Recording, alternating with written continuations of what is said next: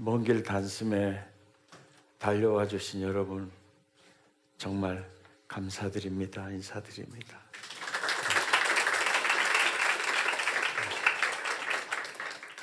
지난번 컨퍼런스 때 이런 말을 하시는 분이 있었어요. 그냥 엑기스로 좀 가르쳐 주시고 쉬는 시간을 좀 많이 가졌으면 좋겠다. 그래서 인간의 마음이 다 그렇죠. 하지만은 최대한 엑기스로 얘기를 한 겁니다. 그리고 컨퍼런스하고 아카데미가 뭐 필요하냐, 그냥 한꺼번에 해볼지.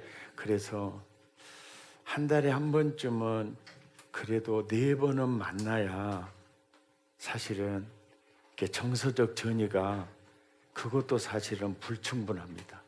그래서 우리가 만날 수 있으면은 1년, 뭐 2년 만나면 그야말로 좋겠죠. 굉장히 좋을 겁니다. 피곤하면 주무셔도 되고요. 절대 저 잔다고 뭐라 하지 않습니다.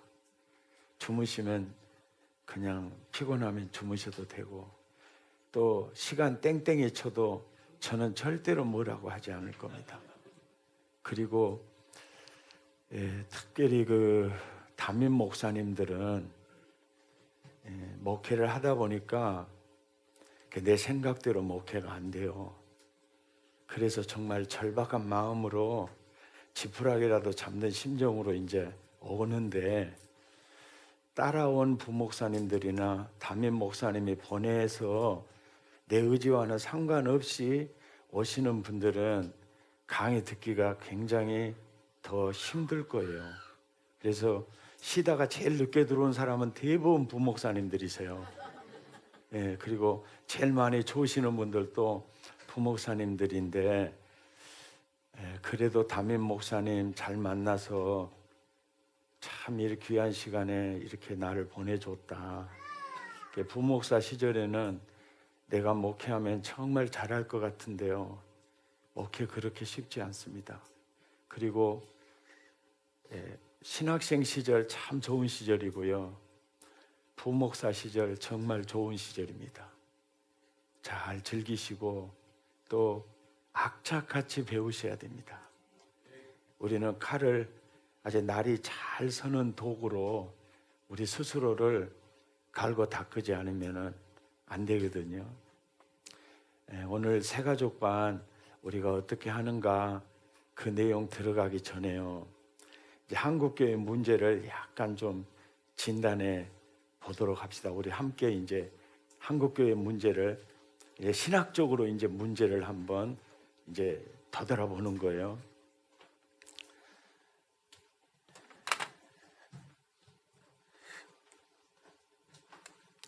한국교회는 성숙이라는 주제를 많이 다룰까,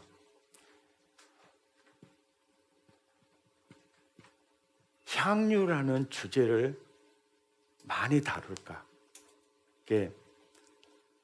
강단의 설교가 성숙을 주제로 하는 설교가 많을까, 또 향유하자, 하나님의 은혜를 누리고 하나님의 나라를 누리고 향유하자라는 설교가 많을까. 우리가 깊이 되돌아봐야 돼요. 그리고 성숙이 먼저일까, 향유가 먼저일까? 여러분 어떻게 생각하세요? 여러분이 생각할 때는 성숙이 먼저일까요? 아니면 향유가 먼저일까요?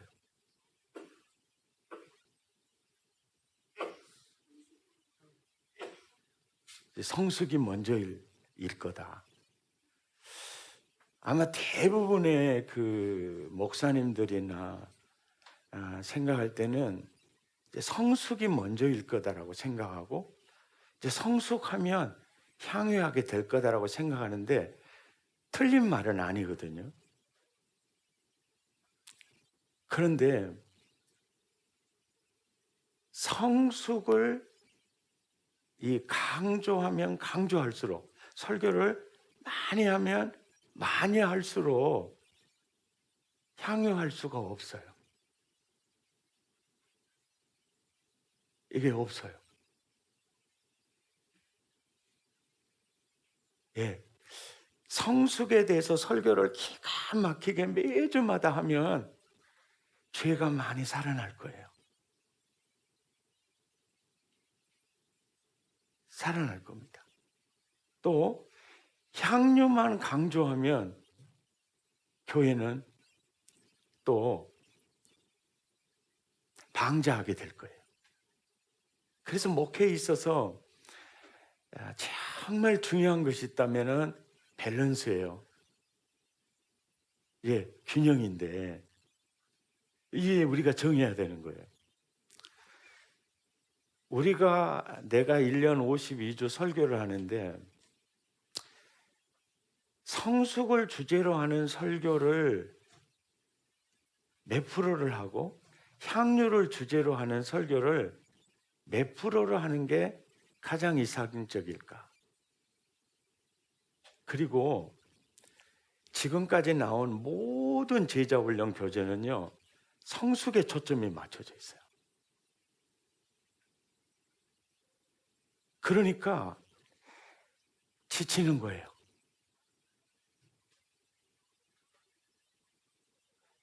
성숙을 강조하면 강조할수록 또 그래서 성자가 되면 결국은 참회록을 쓰는 거예요.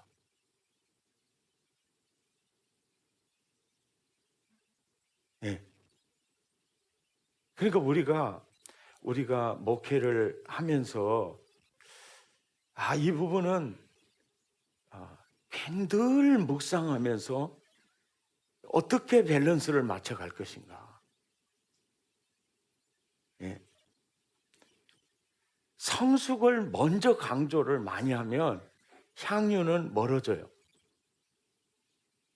이게 향유는 멀어집니다. 예.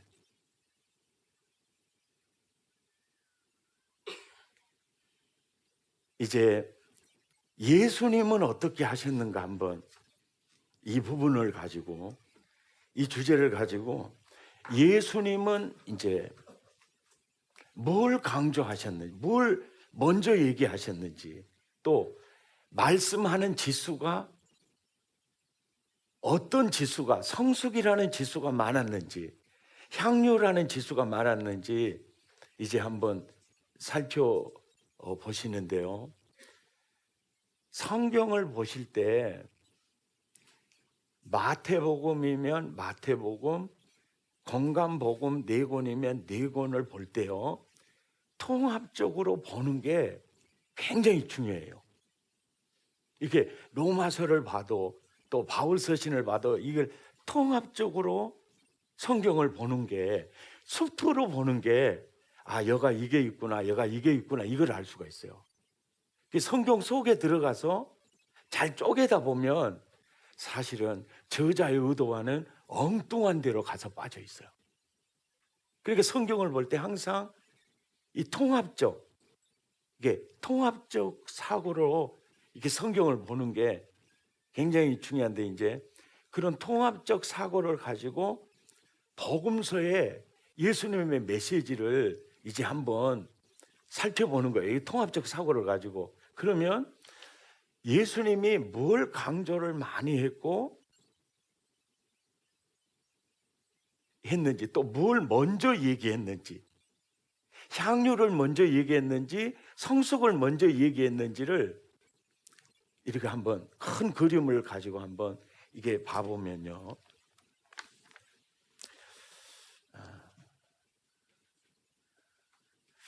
제가 성경을 보고 정말 감탄한 게 굉장히 많은데,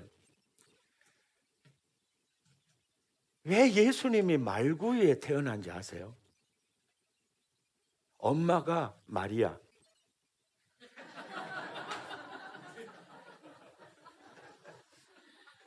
교인들보다 더 늦어요. 예. 그 말구 위에 태어나신 예수님을 묵상하면 야, 성경이 진짜 하나님 말씀이다.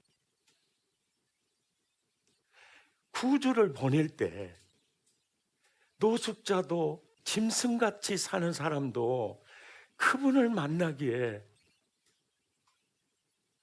너무 쉽게 누구든지 만날 수 있도록, 그러니까 성부 하나님의 디자인이 너무너무 탁월하지 않습니까? 그리고 사실은 십자가는요, 십자가형에 딱 그 언도를 받으면 일단 옷을 다 벗깁니다. 그리고 40에 하나 감암매를 칩니다. 예. 그리고 그 십자가에 져야 될 그가 그걸 이끌고 현장으로 갑니다. 예. 그런데 예수님에게는 독특하게 왕이 입는 자색옷을 입힙니다. 그리고 갈대로 머리를 칩니다. 이것은 예수님을 조롱하는 극치예요. 야, 십자가가 품지 못할 죄가 있겠어요? 그 예수님의 그 십자가, 야, 그 십자가로 내 영혼을 담을 생각을, 이건 하나님밖에는 못해요. 그 하나님의 지혜밖에. 아마 지금 내가 깨달아도 앞으로 더 깨달을 게 더 깊고 오묘할 거예요. 근데요, 이제 예수님이 마태복음의 첫 메시지가 4장 17절이에요. 뭐죠? 뭘 제시하죠? 천국을 제시해요. 형 성숙입니까? 향유입니까? 향유입니다. 조건은 회개예요. 회개라는 것은 그 십자가 속으로 들어오라는 초청이에요. 내가 너의 죄를 다 담당하러 왔다. 내 안에 거하라는 거죠. 마가복음에서는 1장 15절에 예수님이 때가 찼고 뭐가 가까이 왔다고요? 하나님의 나라. 성숙입니까? 향유입니까? 향유예요. 예. 마태복음 11장 28절 보세요. 수고하고 무거운 짐진 자들아, 내게로 오라. 내 안에 거하라. 회개하라. 똑같은 말이거든요. 뭘 주고 싶은 거죠? 쉬게 하리라 해요.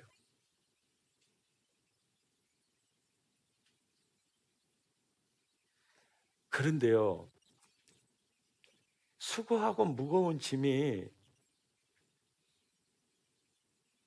많은 그 해석하시는 그 주석학자들의 얘기에 의하면은 죄의 짐도 있고 저주의 짐도 있고 인생의 고달픈 짐도 있는데 저 짐 안에요, 율법이 있어요.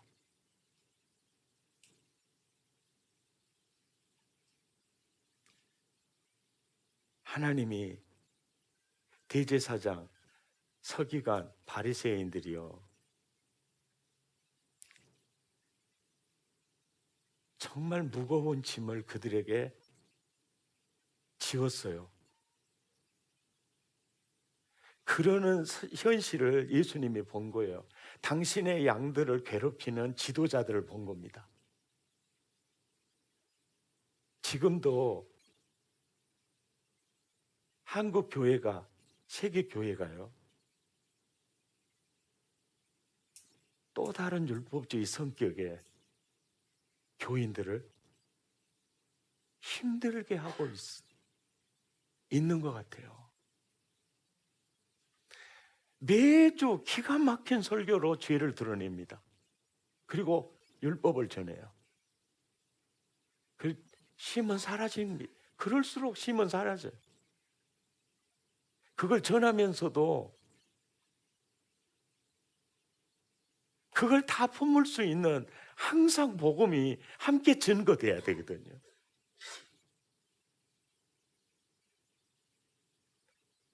쉬게 하리라.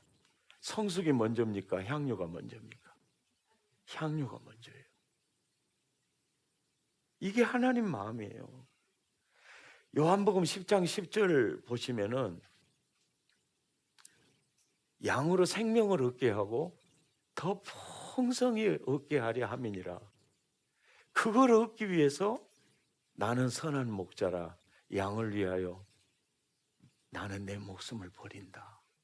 그걸 내 지불하고 주고 싶은 게 생명을 얻게 하고 더 풍성히 얻게 하는 것이죠. 로마서 15장 13절에 보면 이 하나님 마음이에요. 소망의 하나님이 모든 기쁨, 평강을 믿음 안에서 너희에게 충만하게 하사 성령의 능력으로 소망이 넘치게 하시기를 원하노라.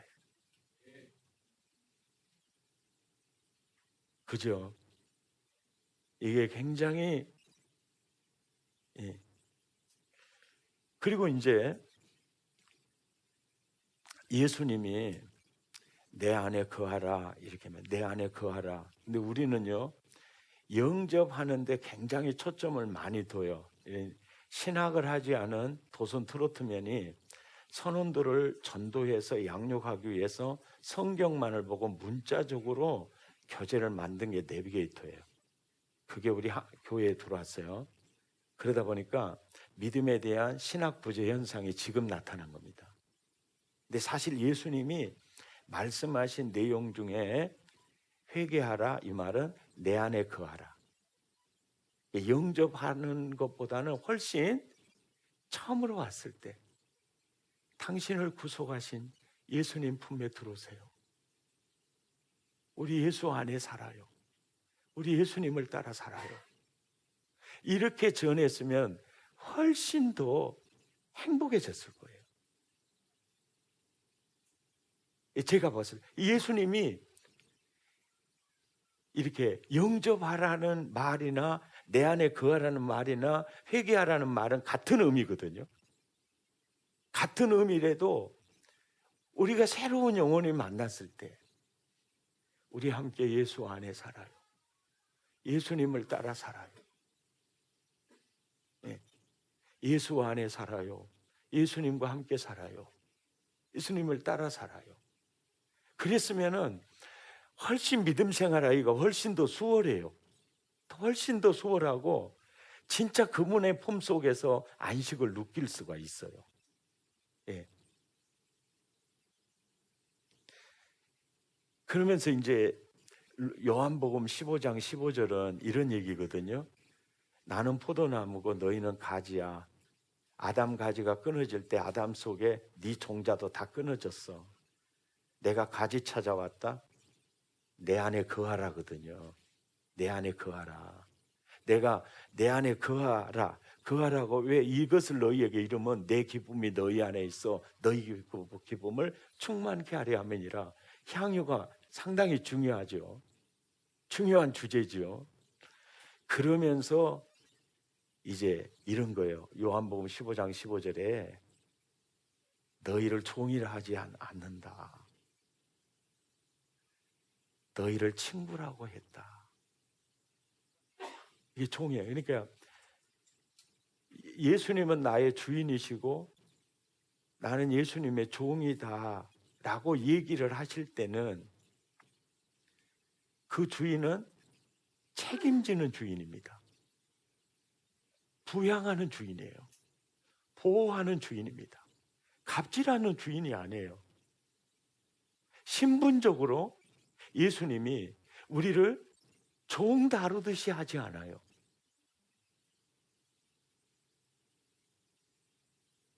굉장한 그리스도와 이렇게 굉장한 예수님은 그러거든요. 네가 나 받아들이면, 네가 내 안에 거하면 너도 나처럼 하나님의 자녀가 되는 권세가 주어진다. 그러니까 내가 종이라고 하지 않는다. 내가 친구라고 한다. 우정적인 관계에서 너 나 어려워할 필요 없다. 넌 나를 누려. 야, 친구를 위하여 목숨을 버린 이보다 더 큰 사랑이 없잖아. 자기를 얘기한 거거든요. 나를 누려라. 이런 내용들을 보면 나를 향유하라. 나를 만끽하라. 그러니까 내가 너를 종이라고 부르지 않는다. 그러니까 너를 내 밑에 놓고 그렇게 내가 대하지 않을 거야. 이런 뜻도 담겨져 있거든요. 그렇다고 해서 우리가 이제 하나님이 되는 건 아니잖아요. 그렇지만 예수님 입장에서는 내 안에 거하면 내가 너 종으로 대하지 않는다. 그리고 주님이 우리를 종으로, 그러니까 바울이 말할 때 그리스도의 종이요 이렇게 말할 때는 신분적인 측면에서는 바울도 아들로 믿고 있잖아요. 그런 측면에서는 그리스도의 일을 하는 동역자 개념이에요. 그러니까 굉장히 그러니까 예수님은 바울을 나는 너 종으로 여기지 않아. 너는 내 친구야. 근데 바울 입장에서는 아니에요. 나는 당신의 종입니다. 이건 바울 입장이고, 또 하나님이 우리를 향해서 내가 너 종이라고 하지 않아. 너는 친구이고 너는 하나님의 아들이야. 이해가 되십니까? 그리고 주여, 그러니까 나는 주여 하면 너무 감사해요. 나를 책임지시는 나의 주인이시여. 이게 그렇게 은혜스러워. 이게 복음주의적 해석이에요. 하나님의 마음이라는 책에 보면 이게 너는 나의 종이다라는 그 과에 이런 내용들이 있거든요. 그리고 요한복음 8장 35절에 보면 종은 영원히 집에 거하지 못하되 아들은 영원히 거하나니, 아들 예수님이 너희를 자유케 하면 너희가 참으로 자유하리라. 이게 너는 종이 아니고 너는 같은 집에서 살아야 할 로얄 패밀리로서 너는 자유인이다. 이런 얘기가 또 갈라디아서 4장 7절에 보면 종이 아니요 아들이니 아들이면 하나님으로 말미암아 유업을 받을 자니라. 굉장한 완전 신분 회복이거든요.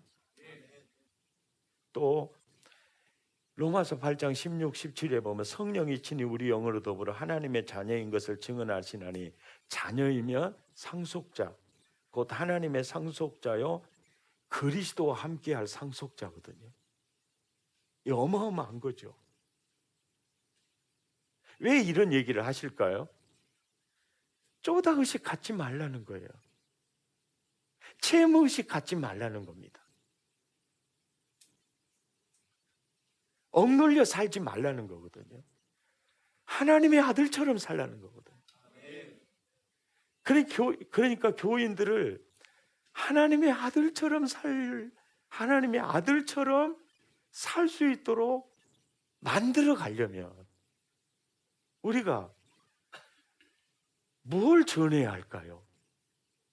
우리가 교인들을 어떻게 가르쳐야 할까요?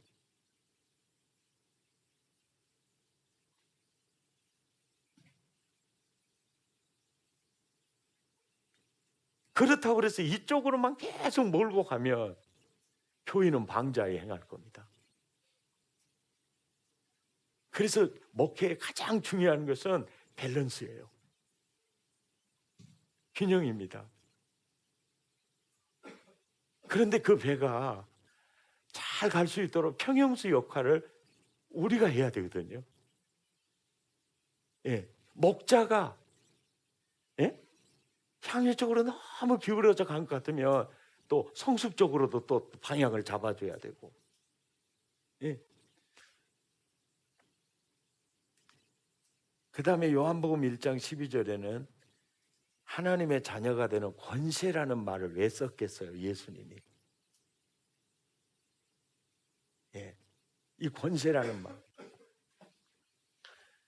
갈라디아 3장 29절에 보면 그리스도의 것이면 곧 아브라함의 자손이요 약속대로 유업을 이을 자다. 그리고 정말 로마서 8장 29절에 보면요, 맏아들이 되게 하셨다. 이 신약의 이 맏아들의 개념을 이해하시려면 그 구약의 아브라함, 이삭, 야곱 그 역사를 보면요, 장자권이 굉장히 중요합니까 안 합니까? 사실은 그 장자권이 이렇게 중요하거든요. 그런데 신약에 와서 이 말씀을 너희가 내 맏아들이야 이 말. 이게 장로님은 맏아들이고 그 다음에 저 안수 집사는 둘째고 서리 집사는 셋째고 이게 아니고 다 맏아들이다. 이거 어마어마한 은혜죠. 그러니까 이런 얘기를 너는 맏아들이야. 내가 너를 종이라 하지 않아. 친구라고 해. 나 어려워할 필요 없어. 나를 누려. 너는 나와 함께 유업을 이을 하나님의 아들이야. 이 얘기를 예수님이 왜 하죠? 향유에 가까운 거죠. 동시에 아들의 품격을 얘기하면 성숙에 또 가까운 거죠. 어떻게 보면. 그러나 향유에 굉장히 역점을 두고 있다는 걸 알 수 있어요. 그다음에 이제 성숙에 대한 얘기요. 그 제가 이제 찾아보니까 마태복음 5장 48절에 그러므로 하늘에 계신 너희 아버지의 온전하심 같이 너희도 온전하라. 예, 이게 이제 성숙에 대한. 근데 여기서 온전이란 말은 카탈티스모스예요. 이게 그물로 말하면 그물이 풀어질 정도가 아니라 그물을 하고 있는 그 줄이 있잖아요, 줄. 그 자체가 완전히 분해된 상태예요. 그 분해된 상태가 다시 그물로 완성되는 상태입니다. 그러니까 이 온전이라는 단어 안에는 무너져버린 토부 회복까지도 포함된 내용이 담겨져 있어요. 이게 윤리적 관점에서만 온전이라는 단어를 쓰지 않아요. 이렇게 범죄하기 이전에 하나님의 그 아담의 그 에덴 회복으로 온전을 보는 게 더 성경적이에요. 그러니까 아버지의 온전하신 같이 너희도 온전하기를 원한다. 이 말은 아버지의 그 깨끗한 윤리적인 삶만 얘기하는 게 아니고 마카리오스를 지칭한다고 보면 돼요. 복의 완전한 상태. 그리고 마태복음 19장 21절에 보면 이런 말씀이 있잖아요.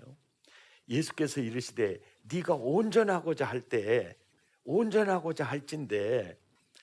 그러면 네 소유를 팔아 가난한 자들에게 주라. 그리하면 하늘의 보화가 네게 있으리라. 그리고 와서 나를 따르라. 여기 핵심이요, 나를 따르라예요. 주인 바꾸라는 겁니다. 부자 청년이 예수님께 영생상 구원 상담을 하러 왔을 때, 야, 네가 온전하고자 할진대 주인 바꿔라. 이렇게 재물을 주인 삼았던 네가 그걸 놓고 나를 주인 삼아라, 이 뜻이거든요. 그 주인 삼았다는 증거가 따름이죠. 따름. 주인 바꿔라, 이 쌍믿음을 얘기한 거예요. 그러니까 결국 회개, 믿음, 이게 결국 신분 회복으로 가는 거죠. 그러니까 이 온전이라는 단어는 윤리적으로만 국한되어 있는 단어가 아니라는 걸 제가 말씀드리고요. 마태복음 18장 9절에는 네 눈이 너를 범죄케 하거든 빼버리라 그러잖아요. 지금도 눈 범죄 많이 해요, 안 해요? 이런 메시지는 경고성 메시지라고 합니다. 경고성 메시지. 해석을 할 때 이거를 문자적으로 이대로 시행하는 게 아니에요. 이게 그런 얘기가 아닙니다. 경고성 예수님의 메시지로 봐야 한다. 그 다음에 에베소서로 넘어가요. 그리고 복음서에서 온전의 성숙에 대한 예수님의 메시지 여러분 아는 거 있으면 좀 한번 말해 보실래요?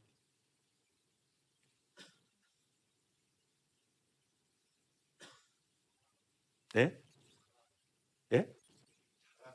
그 복음서에 자라가라는 말이 있나? 예수님이 직접 이렇게 그런 말이 있나요?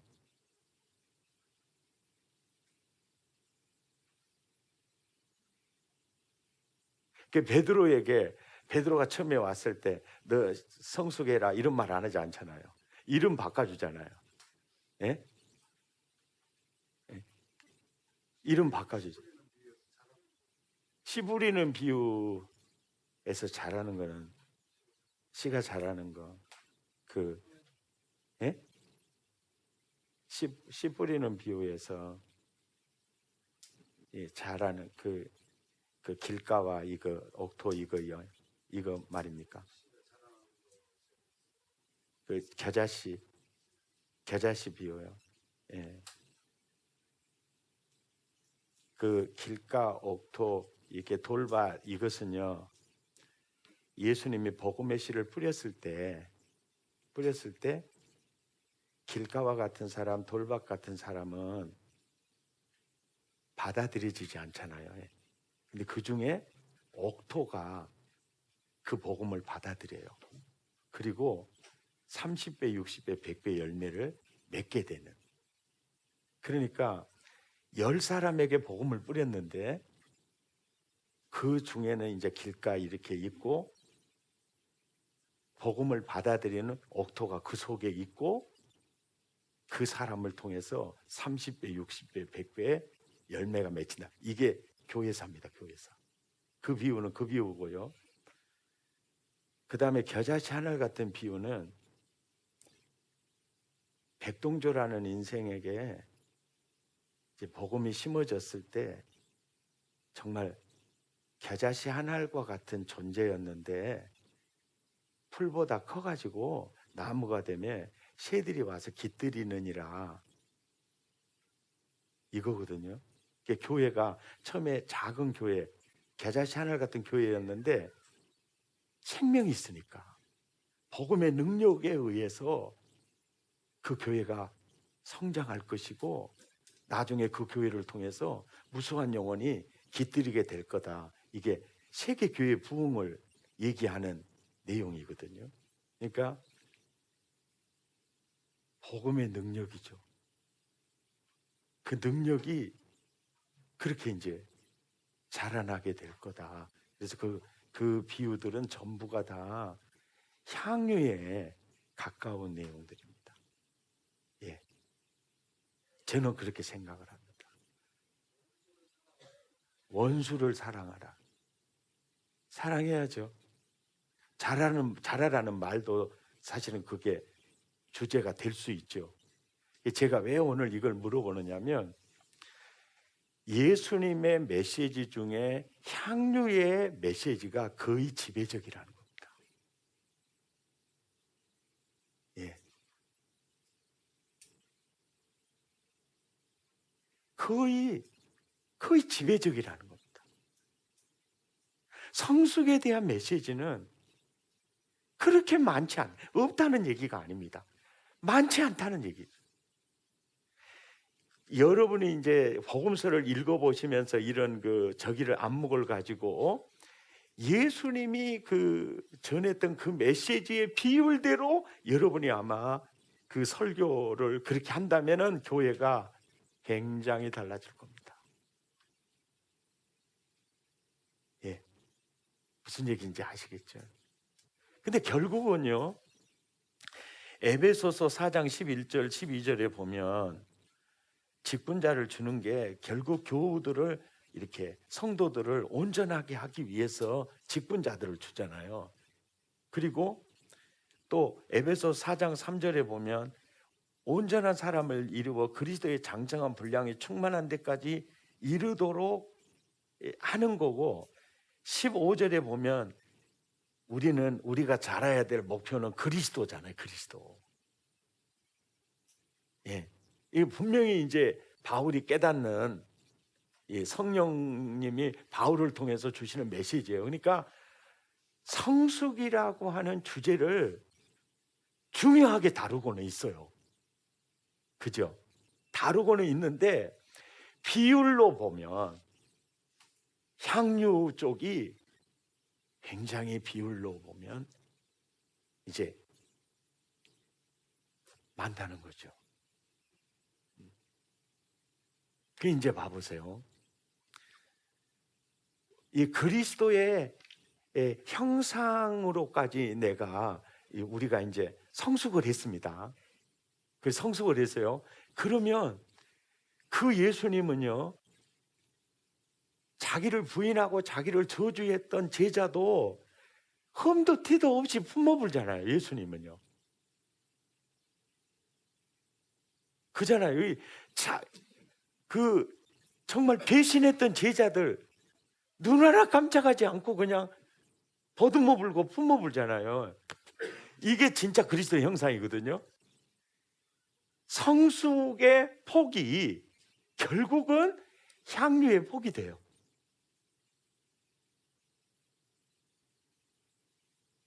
뭔 말인지 아직 모르시겠어요? 그러니까 70번씩 7번이라도 용서할 수 있는 예수님의 형상이 내 안에 있으면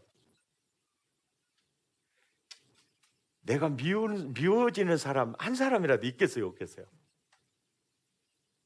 없어요.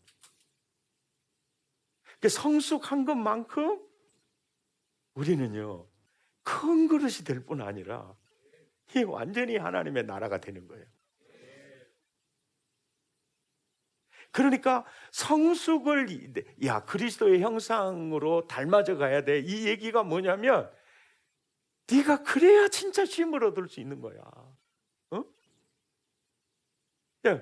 교회에서 자꾸 자기를 괴롭히고 힘들게 하는 교인들, 나도 그냥 미워하고 이렇게 살면 나는 지옥이잖아요.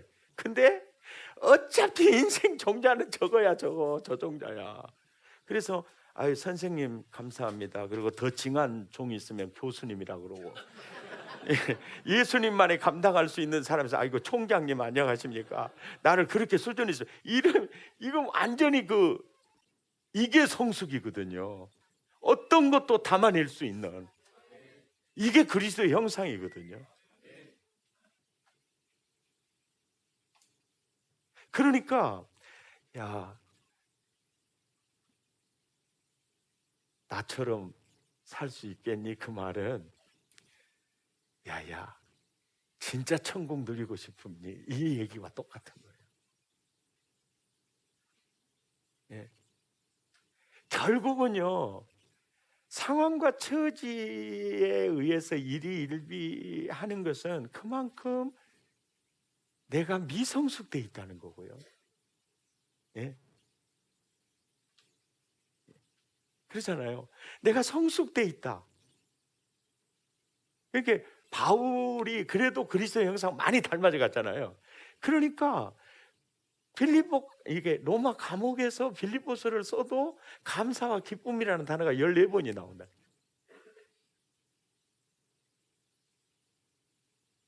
그러니까 성숙이 결국 쉼이고 하나님의 나라예요. 그러니까 향유와 성숙은 분리할 수 없죠. 분리할 수가 없죠. 그래서 우리가 제자 훈련하는 거예요. 그런데 이제 여기서 굉장히 지혜가 필요해요. 이제 어떤 분은 이래요. 우리 그리스도의 형상을 닮아져 가야 됩니다. 이걸 먼저 들고 나오면 교인들이 굉장히 힘들어져 버려요. 이것을 먼저 들고 나가면. 그러면 교인만 힘든 게 아니에요. 본인도 너무 힘든 거예요.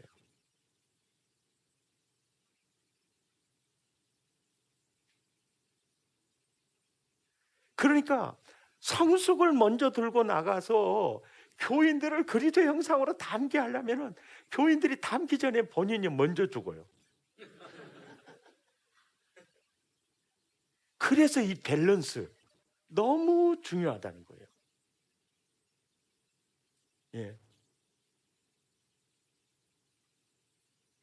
이 균형을 정말 이리 생각을 하는 거예요. 행복 목회가 결국은 하나님의 아들처럼 어떻게 좀 살게 할 건가? 지금 한국교회 상황은 성숙을 주제로 해서 교인들을 굉장히 억눌려 놨어요.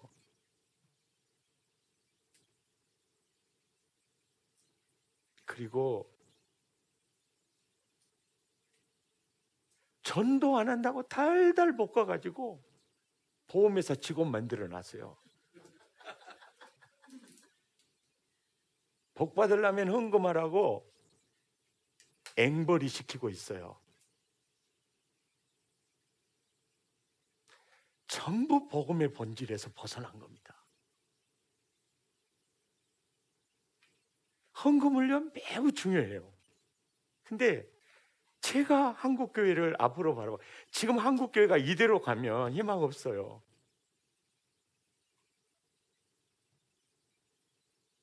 정말로 하나님은 내가 행복하기를 원하시거든요. 예. 진짜 내가 하나님의, 야, 내가 너 구원하려고 생명을 얻게 하고 더 풍성히 얻게 하려고 내 몸짓 곱시다 내 모든 걸 다 줬는데 불행의 늪 속에서 허덕이면서 구원받은 줄 알았는데 또 율법주의 멍에를 메고, 그게 하나님이 너무 마음 아파하시는 것 같아요.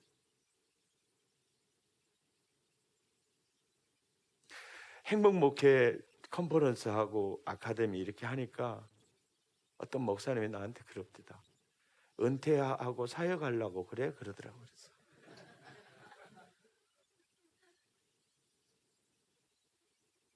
너무너무 가슴이 아프더라고요. 은퇴하고 사역은 부흥회만 다녀도 돼요. 저 부흥회 괜찮은 인기 강사입니다. 아니 내가 그런 게 아니라 남들이 그래요.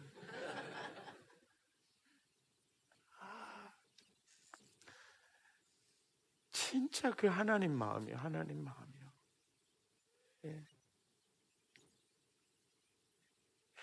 진짜 그 마음, 하나님의 마음을 알고 그 하나님의 마음으로 설교하고 그러면 영혼이 막 팔팔팔 살아나요.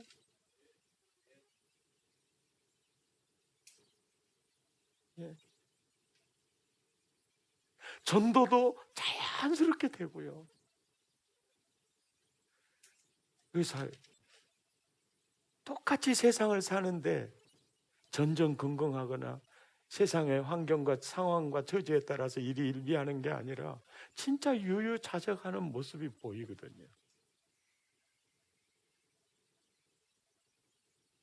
그래서 토부가 흘러들어가고 하나님의 나라가 흘러들어가기를 원하죠.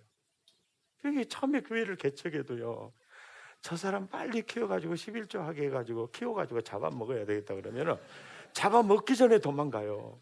요즘 교인들이 얼마나 영악한데요. 그냥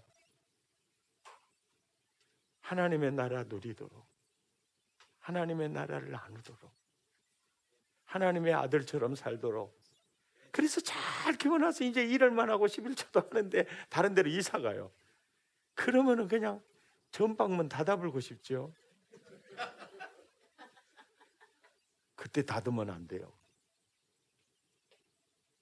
하나님 살아계세요. 진짜 살아계세요. 그러면 야, 좋은 선교사 만들어서 보낸다. 좋은 선교사 만들어서 보낸다. 내가 힘들더라도 저 교인 때문에 정말 좋은 교회에 있으면 좋겠다. 그러면은 3중으로 보내줘요. 훨씬 좋은 사람들 보내줍니다. 국민 여러분, 예, 희망을 가지십시오. 오늘 이번 기수에 이제 제가 좀 느꼈던 거 제가 좀 미리 좀 말씀을 좀 드렸습니다. 예. 그래 이게 이제 목회 하시는데 밸런스, 균형. 예수님의 복음서를 통합적으로 보시면서 예수님이 베드로를 어떻게 다루어 가시는지 참, 그리고 예수님이 제자를 어떻게 품어 가시는지 이런 걸 보면서 나는 아직도 성숙에 대해서 좀 문제가 있구나. 그리고 상황과 처지에 내가 일희일비하고 있다면은 성숙에 대해 상당히 심각한 문제가 있구나. 이런 측면에서 내가 진정한 안식 또 쉼, 하나님의 나라를 누리지 못하는 것은 내가 너무 미성숙한 데 있거든요. 그래서 우리가 그걸 누리기 위해서 성숙으로 이렇게 이끌어가면 이게 말이라는 게 아달고 어달거든요. 그래서 하나님의 왜 성숙을 하나님이 원하는지, 또 진짜 원하는 것은 정말 쉼이고 생명을 얻게 하고 더 풍성히 얻게 하는 거니까 거기에 우리가 집중해야 되고. 그런데 먼저 성숙을 예수님이 들고 가지 않잖아요. 먼저는 아브라함에게도 그래요. 아주 눈이 확 뒤집어질 정도로 엄청난 복을 제시하거든요. 자식 없는 영감님한테 자식 준다 그러지. 그 자식을 통해서 나라를 일으킨다 그러지. 또 무명의 사람한테 네 이름을 창대케 한다 그러지. 그리고 또 내가 너에게 땅을 주어본다 그러지. 오메 눈이 확 뒤집어져 가지고 그 예수님 하나님 따라간 거 아닙니까? 정말이에요. 그 제시에 안 따라갈 영감이 누가 있어요?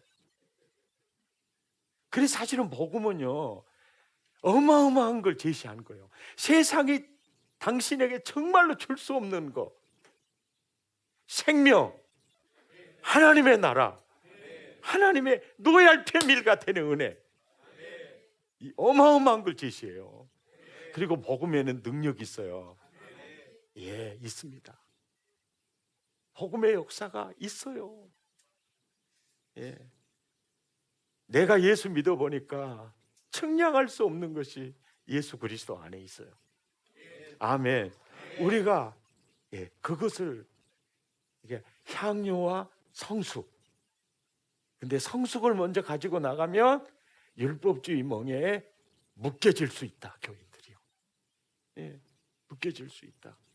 그러니까 이 균형을 어떻게 잘 밸런스를 맞춰서 이렇게 해갈 것인가. 이게 좋은 팁이 됐으면 좋겠습니다.